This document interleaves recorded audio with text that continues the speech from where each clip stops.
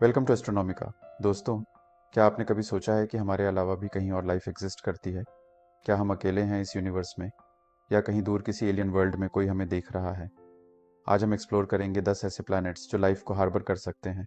ये प्लैनेट सिर्फ science fiction movies में नहीं बल्कि रियल यूनिवर्स में है, और हम आपको बताएंगे कि इनमें से कौन सा प्लैनेट लाइफ के लिए सबसे प्रॉमिसिंग है। इस सवाल का आंसर मिलेगा वीडियो के एंड में, सो स्टे ट्यून्ड। सबसे पहले ये समझते हैं कि कोई भी प्लैनेट को हैबिटेबल या रहने लायक कैसे माना जाता है। इसके लिए तीन मेन फैक्टर्स हैं। Liquid water. जैसे हमारी अर्थ पर लाइफ की शुरुआत पानी से हुई थी, वैसे ही साइंटिस्ट बिलीव करते हैं कि किसी और प्लैनेट पर भी लिक्विड वाटर होना नेसेसरी है। Need for atmosphere. एक प्रोटेक्टिव एटमॉस्फेयर चाहिए ताकि हार्मफुल रेडिएशन से बचा जा सके। एग्जाम्पल के लिए, अर्थ का एटमॉस्फेयर हमें बचाता है सन की डेंजरस यूवी रेज से। Right temperature. न बहुत कोल्ड और न बहुत हॉट। राइट टेम्परेचर ज़रूरी है ताकि वाटर लिक्विड फॉर्म में रहे और लाइफ सस्टेन कर सके। तो सबसे पहले बात करते हैं हमारे कॉस्मिक नेबर मार्स की। नासा के रोवर्स जैसे परसिवरेंस और क्यूरियोसिटी ने मार्स की सरफेस को अच्छे से एक्सप्लोर किया है।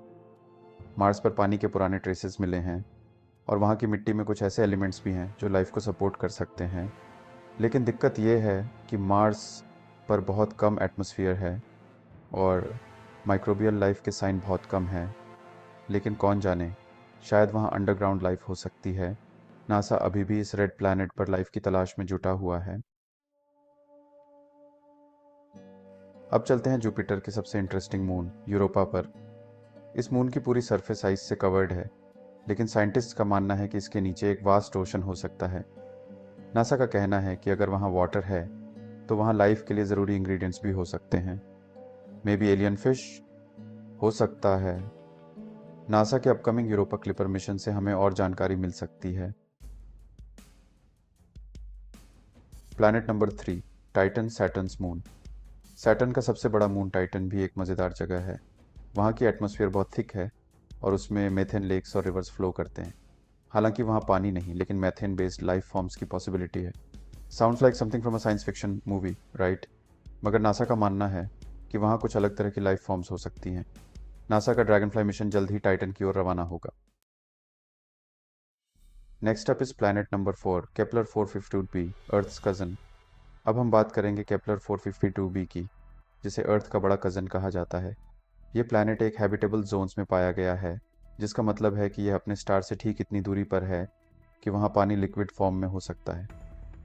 NASA calls this planet super अर्थ क्योंकि यह हमारी अर्थ से थोड़ा बड़ा है।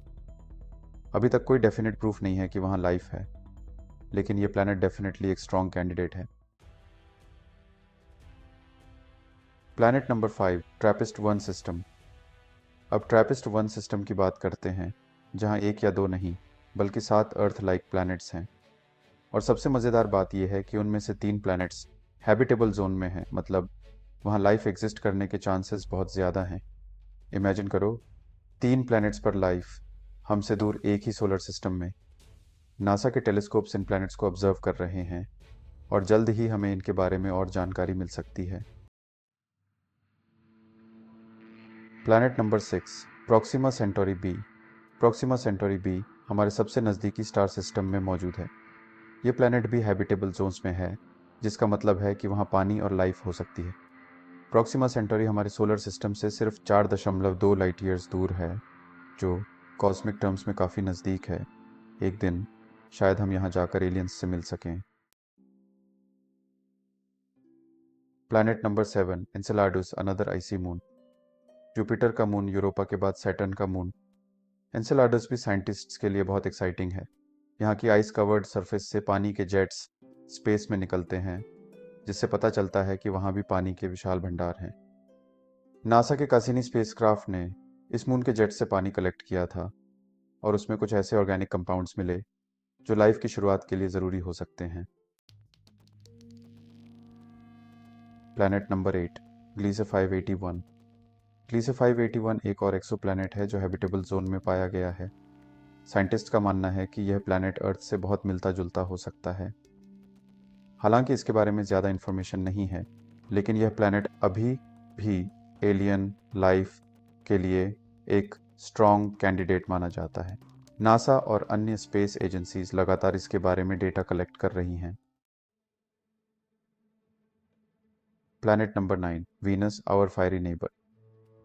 वीनस पर कंडीशंस काफ़ी एक्सट्रीम हैं। सरफेस पर टेम्परेचर इतना ज़्यादा है कि लिड पिघल सकता है, लेकिन साइंटिस्ट्स ने वीनस के क्लाउड्स में ऐसे केमिकल्स पाए हैं जो माइक्रोबियल लाइफ के संकेत हो सकते हैं। ऑल्दो वीनस पर सरफेस लाइफ की पॉसिबिलिटीज़ बहुत कम हैं, पर क्लाउड्स में फ्लोटिंग बैक्टीरिया हो सकते हैं। नासा और ईसा अब वीनस के मिशंस प्लान कर रहे हैं ताकि इसे और अच्छे से एक्सप्लोर किया जा सके। Planet number 10, LHS 1140b, another super earth. Last but not least, LHS 1140। ये प्लैनेट भी एक सुपर अर्थ है और अपनी स्टार के हैबिटेबल जोन में है। साइंटिस्ट्स का मानना है कि यहाँ एक थिक एटमॉस्फेयर हो सकता है जो लाइफ को प्रोटेक्ट कर सकता है। नासा के टेलीस्कोप्स लगातार इस प्लैनेट को ऑब्जर्व कर रहे हैं और हम जल्द ही और एक्साइटिंग डिस्कवरीज की उम्मीद कर सकते हैं।